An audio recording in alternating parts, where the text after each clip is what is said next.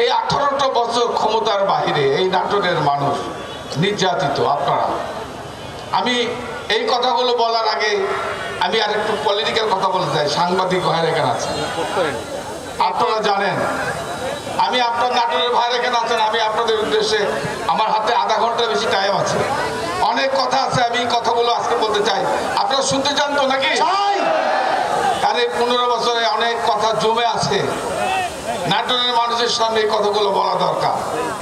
প্রিয় ভাইরা আমার, আপনারা জানেন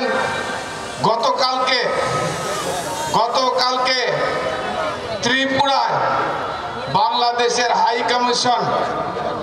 বাংলাদেশ হাই কমিশনে আগরতলা, ত্রিপুরা রাজ্যের আগরতলায় হামলা করা হয়েছে।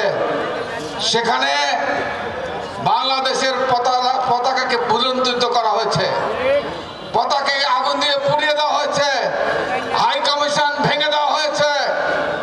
এটা কিসের আলামত? প্রিয় ভাইরা আমার, নিশ্চয়ই আপনারা জানতে পারছেন আওয়ামী লীগের দোসর।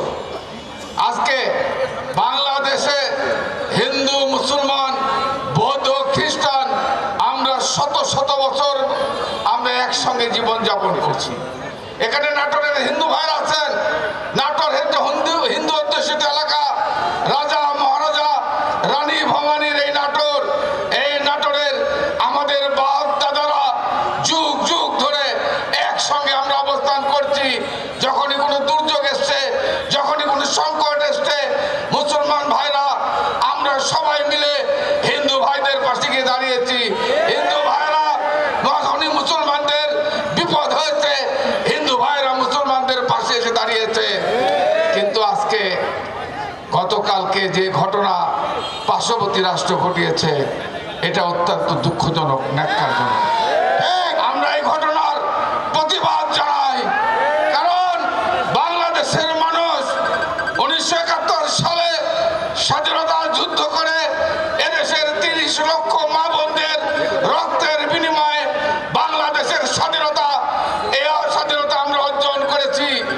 আজকে এই 15 বছর যারা স্বাধীনতাকে বিক্রি করে দিয়েছে, যারা বাংলাদেশের সার্বভৌমত্বকে অন্যের কাছে বিকিয়ে দিয়েছে, আমরা তাদের বলতে চাই, কোন ষড়যন্ত্র, কোন চক্রান্ত বাংলাদেশের স্বাধীনতা, বাংলাদেশের সার্বভৌমত্ব, বাংলাদেশের গণতন্ত্রকে বিপন্ন করতে আমরা দেব না। বাংলাদেশের 20 কোটি মানুষ রুখে দেবে।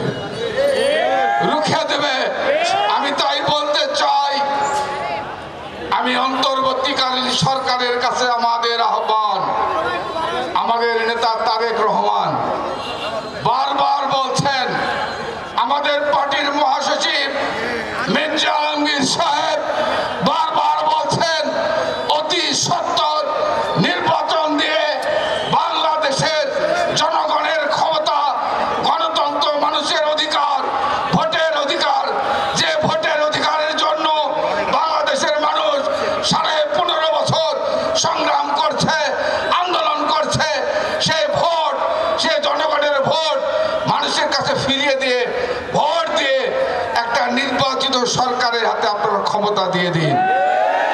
যতক্ষণ পর্যন্ত